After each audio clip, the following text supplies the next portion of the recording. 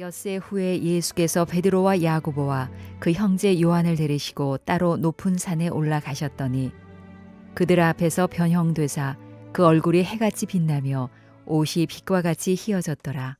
그때에 모세와 엘리야가 예수와 더불어 말하는 것이 그들에게 보이거늘 베드로가 예수께 여쭈어 이르되 주여 우리가 여기 있는 것이 좋사오니 만일 주께서 원하시면 내가 여기서 초막 셋을 짓되 하나는 주님을 위하여 하나는 모세를 위하여 하나는 엘리야를 위하여 하리이다. 말할 때에 호련히 빛난 구름이 그들을 덮으며 구름 속에서 소리가 나서 이르시되 이는 내 사랑하는 아들이요 내 기뻐하는 자니 너희는 그의 말을 들으라 하시는지라.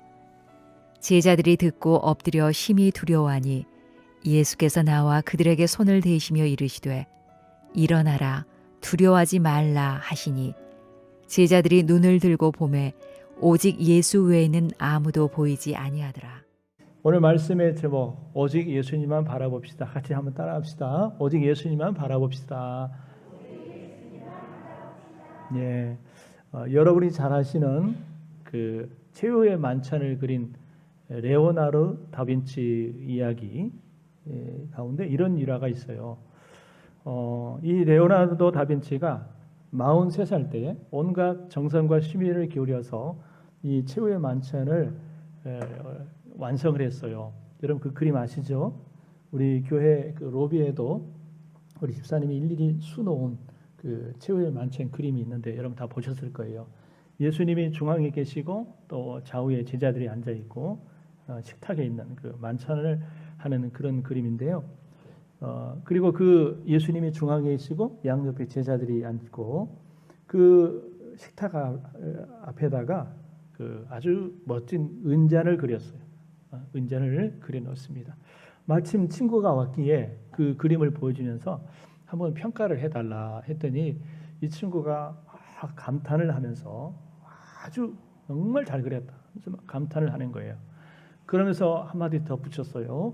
뭐라고 덧붙였냐면은 그 식탁 위에 있는 이 은잔이 너무 섬세하고 아름다워서 참 이 은잔에서 눈을 뗄 수가 없다. 그렇게 얘기를 했어요. 이 말을 들은 이 레오나르도 다빈치가 붓을 들더니 그 은잔을 딱 쥐어버렸어요. 그래서 왜 친구가 왜 그러냐고 이렇게 멋진 은잔을 왜 지우냐라고 얘기를 했더니 이 친구가 하는 얘기가 오직 예수님 외에는 이 그림의 중심이 될 수가 없다네. 이렇게 대답을 했어요. 오직 예수님 외에는 이 그림의 중심이 될 수가 없다네. 이렇게 얘기를 했어요. 여러분 좀 어려운 말로 축록자 불견산이라는 말이 있는데 이 사슴을 쫓는 사냥꾼은 사슴 외에 다른 산을 보지 못한다라는 말이 있어요. 이 사냥꾼이요 포수가 사슴을 잡으려면 사슴만 바라보고 사슴만 집중하면서 그렇게 달려가야 사슴을 잡을 수 있지 이것저것 다 보고 사슴을 잡을 수 없다라는 오직 사슴만 보아야 된다 그런 뜻입니다. 오늘 본문 말씀 보면은 예수님께서 베드로와 야고보 요한 이 세 자들을 데리고 이 산에 올라가셨어요. 이 산을 보통 우리가 변화산이라고 그래요. 변화산. 원래는 이제 다볼산인데 예수님이 변화되셨다 해서 이제 변화산이다 이렇게 부르는데 예수님이 그곳에 올라가셔서 어떻게 되셨냐면은 정말 영광스러운 모습으로 변형이 되셨어요. 이 변형이 되셨다라는 말은 이 본체가 달라지셨다라고 하는 거예요. 여러분 예수님은 본래 어떤 분이에요? 하나님의 아들이시죠. 그렇죠? 영광스러운 하나님의 아들이시지만 자기를 비우시고 종의 형체를 가지시고 이 땅에 오셔서 사람들처럼 되셨어요. 그랬을 때 사람들은 이 예수님을 무시하고 멸시하고 천대하고 업신여기고 마침내 십자가에 못 박아 죽였습니다. 그러나 본래 예수님은 여러분 영광스러운 하나님이시고 하나님의 아들이세요. 예수님은 이 산꼭대기에 올라가셔서 본래의 그 영광스러운 모습으로 변형되셨어요. 얼굴이 해같이 빛났습니다. 그리고 그가 입은 옷이 세상에 어떤 좋은 세제라도 그렇게 빨아도 안 될 만큼 하얗게 그 옷이 하얗게 변했다 그랬어요. 또 놀라운 것은 그 예수님이 이 모세와 엘리야 선지자와 함께 더불어 이야기를 하고 있는 모습을 보게 됩니다. 여러분, 제자들이 깜짝 놀랐겠죠? 이것을 본 베드로가 감격스럽게 말했습니다. 주여, 우리가 여기 있는 것 주시사오니 주께서 만일 원하시면 여기서 초막셋을 짓 때 하나는 주를 위하여, 하나는 모세를 위하여, 하나는 엘리야를 위하여 했으면 좋겠습니다. 그렇게 말하는 순간 여러분, 구름이 세 사람을 다 덮으면서 그 구름 속에서 음성이 들렸어요. 이는 내 사랑하는 아들이요 내 기뻐하는 자니 너희는 저의 말을 들으라. 제자들이 이 음성을 듣고 두려워서 엎드렸습니다. 그때 예수님께서 손을 내시면서 말씀하셨어요. 두려워하지 말아라. 일어나라. 제자들이 눈을 딱 떠보니까 여러분 어떤 모습이었어요? 제자들이 눈을 떠보니까 그 전의 모습, 그 모습은 다 사라지고 오직 예수님밖에 보이지 않더라. 그래서 오늘 말씀의 가장 중요한 말씀이 이겁니다. 제자들이 눈을 들고 보매 오직 예수 외에는 아무도 보이지 아니하더라. 결론은 예수님만 보였다라는 거예요. 그래서 오늘 말씀의 제목이 이 말씀의 기초에서 오직 예수님만 바라봅시다인데, 오늘 베드로와 야고보, 요한에게 결국 마지막에는 예수님만 보였던 것처럼 오늘 예배드리는 오늘 저와 여러분에게도 오직 예수님만 보여주시기를 주님의 이름으로 축원합니다. 자, 그렇다면 오직 예수님만 바라보는 신앙생활을 하려면 어떻게 해야 되는가? 우리가 오직 예수님만 바라보는 믿음 생활을 하려면 어떻게 해야 되는가? 세 가지 정도 우리가 말씀을 통해서 교훈을 받을 수 있습니다. 첫째, 같이 한번 읽어볼게요. 시작. 사람보다 예수님만 바라보아야 합니다. 예, 사람보다 예수님만 바라봐야 됩니다. 오늘 이 말씀에 보니까 그때 예수님이 제자들과 산에 올라가셨을 때 예수님이 변형되셨잖아요. 그런데 이 베드로와 두 제자, 즉 세 제자가 이게 뭐가 보이냐면 이 예수님 말고도 모세와 엘리야가 같이 보이는 거예요. 여러분, 이 모세와 엘리야는 어떤 사람들이에요? 아주 유명한 사람이잖아요. 모세는 이 이스라엘에게 있어서 또 구약에 있어서 정말로 대표적인 아주 절대적인 존재예요. 모세는 애굽에서 이스라엘 백성들을 인도하여낸 지도자입니다. 그리고 십계명을 받은 사람이고, 또 여러분 정말 하나님의 위대한 종이에요. 모세가 없는 이스라엘은 생각할 수가 없어요. 그죠? 그리고 엘리야는 어떻습니까? 엘리야는 많은 선지자 중에 대표적인 선지자라고 할 수 있는 만큼 아주 유명한 선지자요, 능력의 선지자입니다. 여러분, 모세는 율법을 대표하는 사람이고 엘리야는 이 선지자를 대표하는 사람이에요. 그 유명한 모세와 엘리야가 눈앞에 서 있는 것을 보면서 몇천 년 전, 몇백 년 전의 인물이었던 이 모세와 엘리야가 눈앞에 서 있는 것을 보면서 제자들이 아주 감탄해서 엎드렸어요. 그러나 결국 남은 사람은 누구였어요? 나중에 눈을 뜨고 보았더니 오직 예수님만 남았다라는 거예요. 오직 예수님 말고 예수님만 남고 모세와 엘리야는 사라져 버렸어요. 그래서 오늘 본문에 보니까 오직 예수 외에는 아무도 보이지 않더라라고 말씀하고 있어요. 여러분, 이 말씀의 의미가 뭘까요? 아무리 모세가 위대하고 엘리야가 위대한 존재라 할지라도 어디까지나 그들은 연약하고 요한한 존재요, 인간이에요. 그래서 그들은 바라볼 대상이 되지 아니하고 오직 온전하시고 완전하신 예수님만이 우리가 바라봐야 될 뿐이다라는 의미가 아닐까요? 여러분, 그렇습니다. 우리가 바라봐야 될 대상은 요한한, 연약한, 허물 많은 인간이 아니라 온전하신 예수님 뿐인 줄 여러분 믿으시길 바랍니다. 우리가 세상을 살아가면서 바라봐야 될 대상이 너무 많지만, 그러나 영원토록 우리가 바라봐야 될 대상은 바로 예수 그리스도예요. 그래서 여러분 히브리서에 보니까 여러분 이런 말씀이 있죠. 우리가 아는 말씀인데 다시 한번 읽어볼게요. 시작. 이러므로 우리에게 구름같이 둘러싼 허다한 증인들이 있으니 모든 무거운 것과 얽매이기 쉬운 죄를 벗어버리고 인내로서 우리 앞에 당한 경주를 하며 믿음의 주요 또 온전하게 하시는 이인 예수를 바라보자. 아멘. 우리 같이 외쳐봅시다. 예수를 바라보자. 인생을 우리가 보통 경주로 비유하잖아요. 경주자가 여기서 중요한 것은 인내도 중요하지만 목표가 분명해야 돼요. 그죠? 우리가 믿음의 경주를 하며 있어서 바라봐야 될 목표가 분명해야 되는데 그 목표는 다른 것이 아니라 오직 믿음의 주요 온전케 하시는 이인 예수님이 우리 인생의 믿음의 삶의 목표인 줄 믿으시길 바랍니다. 그래서 그 예수님 외에는 다른 걸 바라보면 안 돼요. 우리가 믿음 생활하면서 교회에 와가지고 여러분 예수님 외에 다른 거 바라보면 안 됩니다. 어떤 교회가 크냐 적으냐, 환경이 좋으냐 좋지 않느냐, 시스템이 좋으냐 좋지 않느냐, 목사가 어떠한가, 성도들이 많은가 적은가, 여러분 그걸 바라보면 안 됩니다. 아무리 모세처럼 엘리야처럼 위대하고 정말 훌륭한 존재라 할지라도 그들을 바라보서는 안 돼요. 오직 예수님만 바라봐야 돼요. 할렐루야. 여러분 눈에 정말 오직 예수님만 보여주시길 바랍니다. 그래야 우리가 믿음 생활에 승리할 수 있어요. 낙오하지 않을 수 있고 시험에 들지 않을 수 있어요. 여러분 물론 이제 초신자 때 정말 교회 처음 나왔을 때는 눈에 보이는 게 뭐 보이겠어요? 예수님이 보이겠습니까? 안 보이죠. 그저 눈에 보이는 것은 어떤 교회가 어떠한가, 큰가 작은가, 사람이 많은가 적은가, 목사가 어떠한가, 잘생겼는가 못생겼는가, 설교를 잘하는가 못하는가, 뭐 이런 거 보지 않겠습니까?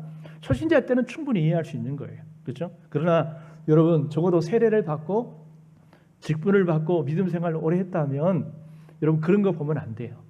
여러분 우리가 오직 믿음의 초점을 예수님만 바라볼 수 있기를 바랍니다. 우리가 믿음 생활하다가 왜 실족을 하고 또 시험에 들고 낙심을 하느냐? 대부분 보면은 이유가 사람 바라봤기 때문에, 목사를 바라봤거나 어떤 사람을 바라보니까 그 사람 때문에 낙심하고 실족하고 시험에 들고, 그래서 믿음 생활하다가 중단한 사람이 정말 많습니다. 정말 많아요. 여러분 그런 이야기가 있어요. 이런 이야기가 있는데 이 한 그 믿음 좋은 권사님에 관한 이야기인데요. 이 권사님이 아주 이른 나이에 20대 초반에 결혼을 했습니다. 그리고 23살에 이제 딸을 낳았어요. 딸아이를 낳았는데 얼마 되지 않아서 남편이 사고로 죽어버렸어요. 여러분 23살에 아이를 낳고 남편이 죽었으니 그 젊은 나이에 과부가 됐으니 얼마나 참 안타까워요. 얼마나 어렵겠습니까? 그런 가운데 시장에 나가서 여러분 이 장사 있잖아요. 장사를 해가면서 어려운 가운데서 이 딸을 온갖 정성을 다해서 헌신적으로 키웠습니다. 그리고 이 딸이 이제 잘 자라서 대학을 나오고 해외 유학을 가서 박사학위를 받고 이제 국내에 들어와서 대학의 교수가 됐어요. 아주 잘 됐잖아요. 얼마나 잘 됐습니까? 고생해서 정말 시장에서 막 장사해가지고 딸을 키웠는데 딸이 잘 됐어요. 여러분 한번 이 가정을 한번 생각해 보십시오. 유학까지 갔다 와서 박사학위를 받고 대학 교수가 된 딸과 이른 나이에 어린 나이에 홀로 돼서 정말 이 가정을 건사하기 위해서 시장에 나가서 이렇게 평생 이렇게 장사를 하다가 이제 어느덧 늙으신 그 어머니, 여러분 세상적으로 보면은 격차가 참 많이 나잖아요. 그죠? 차이가 많이 나는 거예요. 그러다 보니까 이 같은 모녀지간인데도 대화를 하면은 대화를 안 통하는 게 많아요. 우리가 보통 뭐 부모지간에도 세대 차이가 있다고 그러잖아요. 그런 것처럼 어머와 딸이 생각이 너무 차이가 나고 또 대화를 하는데 대화가 안 통하는 것이 너무 많습니다. 그러다 보니까 이 딸이 막 답답하기도 하고 그래서 막 어머니한테 짜증도 내기도 하고 뭐 화를 내기도 하고 막 그러는 거예요. 그때마다 이 엄마는 그냥 다 받아주는 거예요. 참아주고 인내하면서 막 그냥 다 받아줍니다. 여러분, 그러다가 이제 세월이 흘러 어느덧 딸이 이제 시집도 장성해서 시집도 가고 이제 나이가 40이 훌쩍 넘은 그런 나이가 되었어요. 어느 날 문득 어머니를 보면서 어떤 마음이 드냐면, 우리 어머니가 나를 이렇게 키우느라고 많이 고생이 많았구나, 많이 늙으셨구나. 그러면서 고마운 마음이 드는 거예요. 만일 어머니가 없었다면 오늘의 나가 존재할 수 없을 것이라 생각하니까 마음이 아프기도 하면서 참 고마운 거예요. 그래서 어떻게 하면 좀 어머에게 좀 보답해 줄까, 고마운 마음을 좀 표현할까 해서 엄마에게 이렇게 물었습니다. 엄마, 원하는 거 있으면 뭐든지 말씀하세요. 제가 다 해드릴게요. 사드릴게요. 그랬더니 이 어머니가, 나는 내가 잘 되는 게 큰 기쁨이야. 다른 건 아무것도 필요 없어. 너만 잘 되면 돼. 모든 부모님들이 다 그렇잖아요. 그죠? 이 어머니의 말도 진심이었습니다. 근데도 딸이 계속 물어보는 거예요. 아니, 그러지 말고 어머니 원하는 거 있으면 말씀해 보시라고. 뭘 원하시냐고, 뭘 필요하시냐고. 그랬더니 이 어머니가 입을 열고 하는 얘기가, 딸아, 주일에 교회 가는 것이 쉽지가 않구나. 나를 교회까지 태워다 주지 않으련 돌아올 때도 문제가 되니까 나와 같이 교회 가서 예배를 드리자. 딸의 이 어머니 이야기를 듣다 보니까 뭐 그렇게 어려울 것 같지가 않아요. 썩 내키지는 않지만 그렇다고 해서 못 들어줄 소원 아닌 것 같아요. 그래서 그냥 그렇게 하겠다라고 했어요. 사실 이 딸도 고등학교까지는 교회를 다녔습니다. 그런데 이제 뭐 고3 시험 보고 막 대학 가고 그렇게 한다고 다니던 교회를 중단했던 그런 딸이었거든요. 어머니와 함께 교회를 나갔어요. 예배를 드리러 갔어요. 그러니까 여러분, 사람들이 막 환영하잖아요. 이 권사님을 아는, 그 딸을 아는 성도들이, 권사님 그동안 딸을 위해서 열심히 기도하더니 드디어 딸이 나왔군요. 와, 그러면서 또 목사님도 예배 시간에, 우리 권사님이 훌륭한 이 교수님이 되신 이 딸이 나오셨습니다. 환영합니다 하면서 박수를 쳐주는 거예요. 여러분, 여기까지는 참 좋았어요. 그죠? 여기까지는 좋았는데, 예배 후에 교회에서 우리가 보통 요즘은 이제 코로나 시대라서 못하지만 보통 예배 끝나고 교회에서 이렇게 점심을 같이 먹잖아요. 점심을 먹고 휴게실에서 잠시 쉬고 있는데 이 딸의 이제 그 동년배 비슷한 나이쯤 돼 보이는 여자 성도님들이 이 카페 한쪽에 앉아가지고 막 자기들끼리 막 이야기하고 막 수다를 떠는데 듣고 싶진 않지만 너무 막 이야기를 크게 하고 막 그러다 보니까 그 이야기들이 막 들리는 거예요. 이 들리는 얘기가 뭐냐면 자기들끼리 막 어떤 사람 헐뜯는 얘기야. 자기들끼리 막 수다 떠면서 아무개 집사, 아무개 권상하면서 막 헐뜯고 비방하는 그런 이야기를 듣는 거예요. 그러면서 듣는 소리가 마음이, 아이고, 교회 다니는 것들도 별 수 없다. 예수 믿는 것들도 별 수 없다. 이런 마음이 드는 거예요. 그래서 그 자리가 불편해가지고 그 자리를 옮겨서 2층 통로 쪽에 의자가 있길래 그곳에 앉아 있었어요.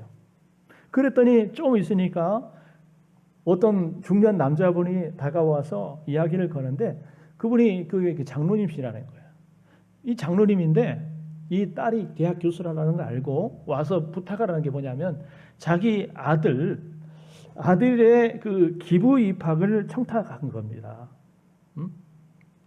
자신의 아들의 기부 입학을 좀 해달라는 거예요. 대학에.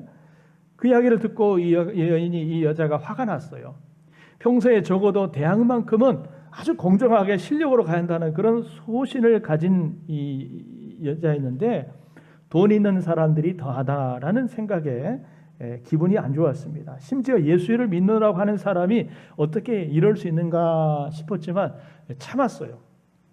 그런데 이제 좀 있으니까 저 한쪽에서 문이 이렇게 살짝 열리더니 그 속에서 이 사람들 막 소리가 들리는 거예요. 어떤 소리냐 했더니 막 무슨 회의를 하는 모양인데 회의를 하다가 서로 의견이 안 맞았던지 막 소리가 언성이 높여지면서 나중에 심지어 막 욕설까지, 교회에서 있어서는 안 될 욕설까지 막 오고 가는 거예요. 이걸 듣고 여러분 더 이상 참을 수가 없었어요. 그래서 교회 안에 있는 엄마를 찾아가가지고 엄마 손을 잡고 엄마 우리 갑시다. 나갑시다. 더 이상 이곳에 있고 싶지 않습니다. 엄마 더 이상 이제 여기 교회 다니지 마시오. 내가 앞으로 일요일마다 좋은 데 모시고 다닐 테니까 절대 교회에 오지 맙시다. 이렇게 얘기를 한 거예요. 이 딸의 이야기가 듣고 이 심상치 않은 거예요. 어머니가 생각하기에. 그래서 왜 그러니? 그러자 이제 딸이 이제까지 이야기 있었던 이야기를 자초지종을 얘기하는 겁니다. 그러자 어머니가 이렇게 말했어요. 참 이 말이 중요한데 잘 들어보세요. 딸아, 나는 평생 교회를 다니면서 오직 예수님만 봤는데 너는 교회에 딱 하루 나와서 참 많은 것을 보았구나. 나는 평생 교회 다니면서 오직 예수님만 봤는데 너는 딱 하루 교회 나와서 너무나 많은 것을 보았구나. 이렇게 얘기를 했대요. 평소에 딸이 투정 부리고 막 그래도 화내고 다 받아주었던 어머니였지만 여러분 그런데 그때만큼은 이 어머니의 태도와 표정에 예전에 보지 못했던 이 단호함을 이 딸이 보게 됩니다. 엄마의 이 말에 딸이 큰 충격을 받았어요. 그동안 자기 엄마가 그냥 아무 의미 없이 습관적으로 교회만 다니는 그런 엄마, 그리고 그냥 복이나 비는 그런 신앙생활을 하는 줄 알았는데 이 어머니의 말과 태도를 보니까 범상치 않아 보이는 거예요. 자기와 비교할 수 없는 높은 수준의 신앙심을 느꼈습니다. 어머니는 자기처럼 저속하게 문제만 바라보는 눈이 아니라 예수님을 바라보고 그 가치를 볼 줄 아는 그런 눈을 가지고 있었다는 것을 깨달은 거예요. 여러분, 여러분은 지금 무엇을 보고 계십니까? 여러분은 교회 와서 무엇을 보고 있습니까? 여러분 혹시 어떤 환경이나 어떤 사람을 보고 있지 않습니까? 여러분 성숙한 믿음을 가졌다는 것은 여러분 시각이 바뀌었다는 것인데 예전에는 나를 바라보고 사람을 바라보고 세상을 바라봤던 그런 시각에서 이제 예수님만을 바라보는 시각으로 바뀌는 것, 이것이 바로 성숙한 믿음이고 성숙한 신앙이라는 사실을 여러분 기억하시길 바랍니다. 시선의 변화가 있어야 돼요. 여러분 교회는 완전한 사람들의 모임이 아닙니다. 교회는 마치 병원과 같습니다. 한창 공사진 공사장과 같아요. 불안하다는 거예요. 죄인들이 옵니다. 여러분 영적인 문제가 있는 사람들이 모이는 것이 교회예요. 그러나 우리 삶의 치유자이신 의사이신 예수님을 만나서 그 예수님으로 치유받고 예수님을 점점 닮아가는 공동체가 바로 교회라는 사실을 여러분 기억하시길 바랍니다. 그 예수님을 바라보시길 바랍니다. 할렐루야. 그 다음에 두 번째 앞에 한번 읽어봐요. 시작. 환경보다는 예수님만 바라봐야 합니다. 환경보다 예수님만 바라봐야 돼요. 여러분 이 베드로가 야고보 요한이 예수님과 함께 이제 산에 올라가셔서 예수님이 놀라운 모습으로 영광스러운 모습으로 변화가 되잖아요. 평소에 예수님 모습이 아니에요. 평소에 예수님 모습이 아니에요. 그걸 보면서 너무나 감격스러웠어요. 그래서 베드로가 뭐라고 그러냐면 주여 여기가 좋습니다. 주여 여기 있는 것이 너무 좋습니다. 이 좋은 환경, 예수님이 계시고 묘세가 있고 엘리야 선지자가 있는 이 환경, 이곳이 너무 좋습니다. 그러니 더 이상 문제 많고 정말 고통 많은 저 밑으로 내려가지 말고 이곳에서 우리 초막셋을 짓고 이곳에서 한번 살아봅시다. 이것이 베드로의 생각이었어요. 구약이나 신약이나 성경에서 이 산은 참 중요한 의미가 있어요. 아주 중요한 역사들이 기적들이 산에서 많이 나타났어요. 여러분이 잘 아는 엘리야가 그 놀라운 기적을 일으켰던 무슨 산? 갈멜산. 그리고 예수님이 늘 가까이 하면 찾았던 감람산. 그리고 헬몬산, 다볼산, 많은 산들 가운데서 이적과 기적이 많이 나타나죠. 그래서 성경에서 이 산은 아주 좋은 의미가 있고요. 무엇보다도 예수님이 계시고 모세가 있고 베드로가 있는 엘리야가 있는 바로 이곳이 너무 좋습니다. 그런 이곳에서 집을 짓고 이곳에서 한번 좀 우리가 살아봅시다. 그 문제 많은 저 밑으로 내려가지 말고 뭐 종교 지도자들이 또 정치인들이 막 예수님하고 제자들 보면 막 시비 걸고 댓글 걸고 틈만 나면 그냥 비방하고 아니 그러는 곳으로 내가지 말고 그냥 여기서 우리 삽시다. 이곳이 너무 좋습니다. 지금 베드로가 뭘 보고 있어요? 환경을 보고 있는 거예요. 좋은 환경. 이 좋은 환경을 보면서 여기 있는 것이 너무 좋습니다 하면서 이곳에 살고 싶다는 거예요. 그러나 아까도 말씀드렸지만 여러분 이 모든 것이 다 사라지고 오직 누구만 보였어요? 예수님만 보였어요. 예수님만 보였어요. 사람도 안 보이고 초막도 안 보이고 오직 예수님만 보였어요. 여러분 제자들이 그랬던 것처럼 오늘날 많은 사람들도요 환경을 따라다녀요. 그렇죠? 교육 환경 또 뭐 생활 환경, 문화 환경 이런 환경을 따라서 얼마나 사람들이 막 이사를 다니고 막 그러지 않습니까? 옮겨 다니고 여러분 그렇지 않습니까? 베드로가 지금 그런 마음이에요. 베드로가 죄 많고 문제 많은 세상에 가서 뭐 예수님의 사명을 감당하고 복음을 전하고 이런 거 하고 싶지 않은 거예요. 뭐 십자가를 지고 자기 부인하고 뭐 그런 거 하고 싶지 않은 거예요. 그냥 여기가 좋사오니 여기서 그냥 눌러 삽시다. 이게 베드로의 마음이었어요. 여러분 그러나 그 모든 환경 그 좋은 사람도 다 사라지고 예수님만 보였듯이 결국 우리가 바라봐야 할 것은 좋은 환경, 좋은 집이 아니라 오직 예수님만 바라봐야 될 줄 믿으시길 바랍니다. 주만 바라보시길 바랍니다. 우리가 그 찬양 자주 하잖아요. 주만 바라볼지라 그 찬양 자주 하는데 여러분 그 여호사밧 그 역대하 20장에 보면은 여호사밧 왕이 하나님만 바라보면서 기도해서 이 전쟁에서 승리했던 이야기가 나오는데 여호사밧이 그 왕으로 있을 때 주변 국가들이 연합군들이 이스라엘을 침략합니다.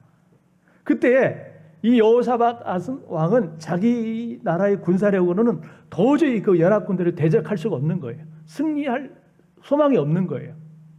그때에 이 여호사밧 왕이 이렇게 하나님께 기도합니다. 앞에 한번 같이 읽어봅시다. 시작.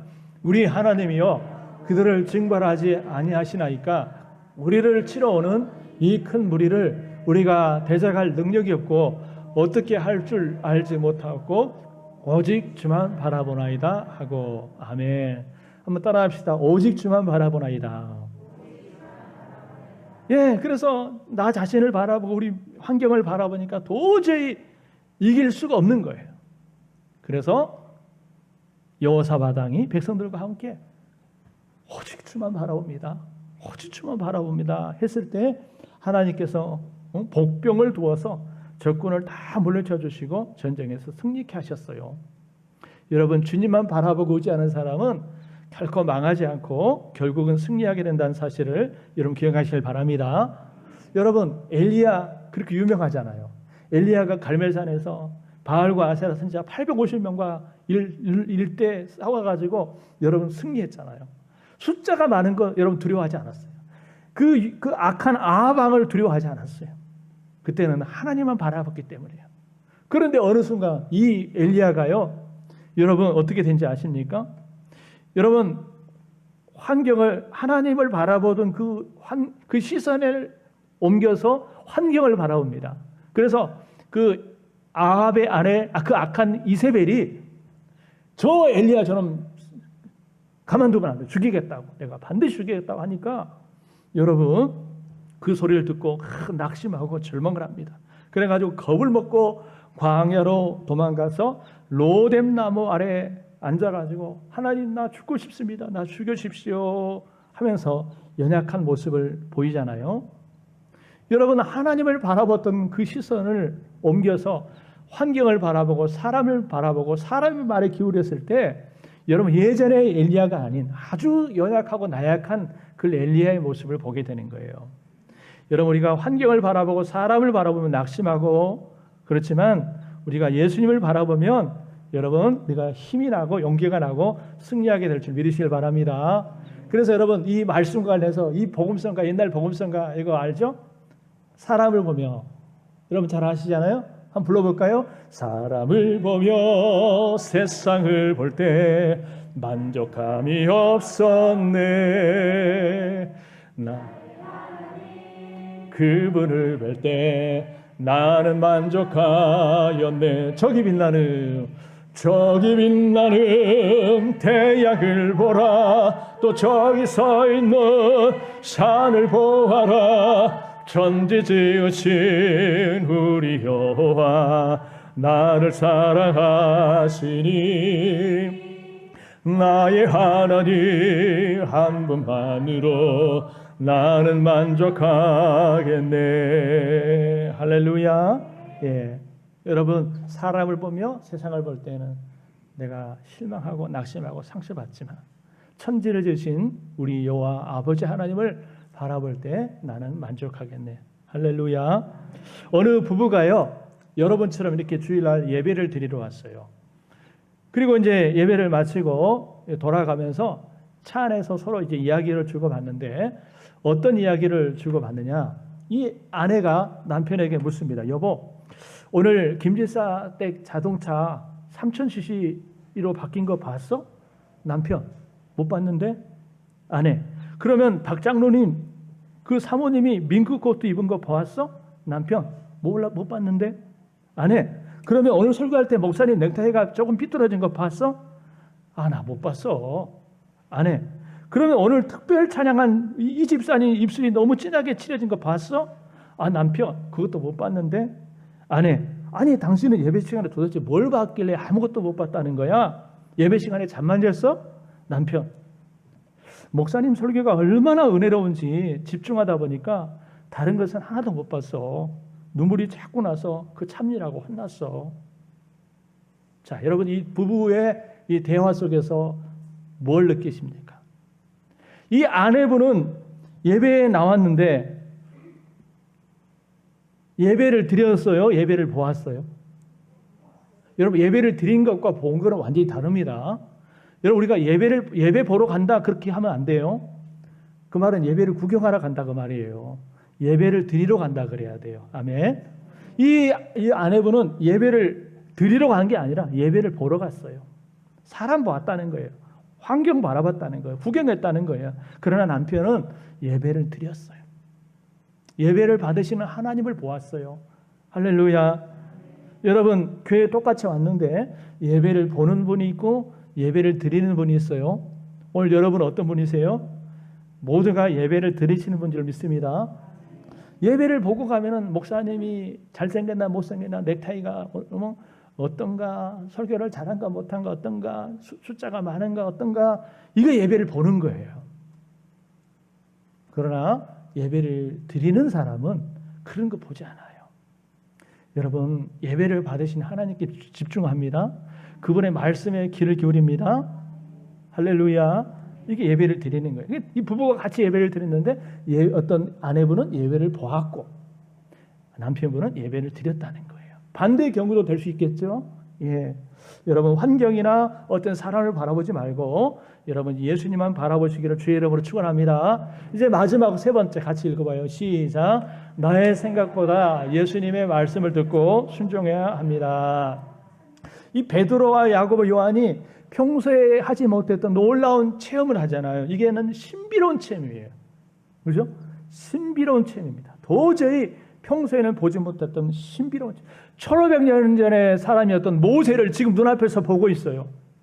700년 전에 이미 하늘로 승천했던 엘리야를 지금 눈앞에 보고 있어요. 그리고 예수님이 정말 영광스럽게 변형되는 그 모습을 지금 보고 있어요. 신비로운 체험이에요.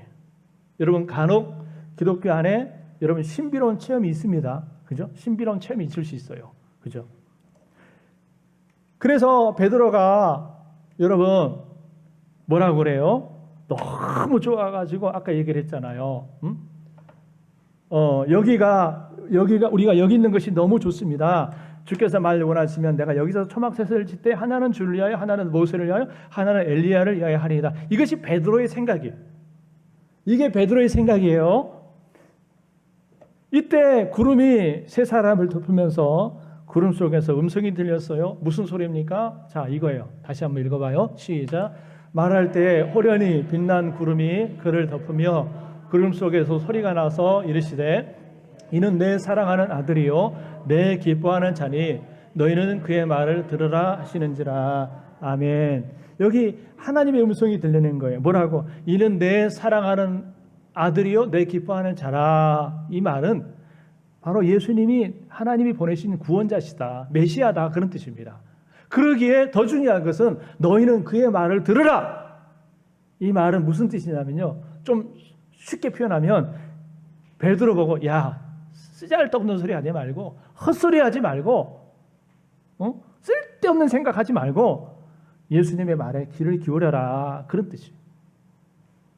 베드로는 항상 자기 말하기를 좋아해요. 자기 말하기를 좋아하는 사람이에요. 자기 생각을 앞서기를 좋아하는 사람이 베드로예요. 자기 말, 자기 생각. 우리도 뭐 그런 사람들 있잖아요. 항상 자기 말하기를 좋아하고 자기 생각을 내세우기를 좋아하는 사람 있잖아요. 이런 사람들은 다른 사람 말 잘 안 들으려고 해요. 내 생각이 옳고 내 말이 옳다는 거예요. 베드로가 그랬어요. 여러분, 사람들은 내가 듣고 싶은 말은 열심히 잘 듣지만 부담스러운 말은 잘 안 듣습니다. 예수님의 제자들이요, 예수님을 몸은 따라다니지만 예수님이 자기들이 듣고 싶은 이야기는 잘 들어요. 그러나 부담스러운 얘기는 잘 안 듣습니다. 어떤 얘기? 예를 들어서 예수님이 이제 예루살렘에 올라가서 사람들에게 멸시천대의 고난을 받고 십자가에 죽을 것이다. 또 누구든지 나를 따라오거든 자기를 부인하고 자기 십자가를 지고 나를 따를 것이니라. 뭐 이런 얘기, 십자가 얘기, 고난 얘기, 이런 부담스러운 얘기는 듣고 싶지 않은 거예요. 그래서 그런 얘기하면은 귀담아 들어버리고 나중에 또 딴소리하고, 이게 제자들입니다. 제자들이에요.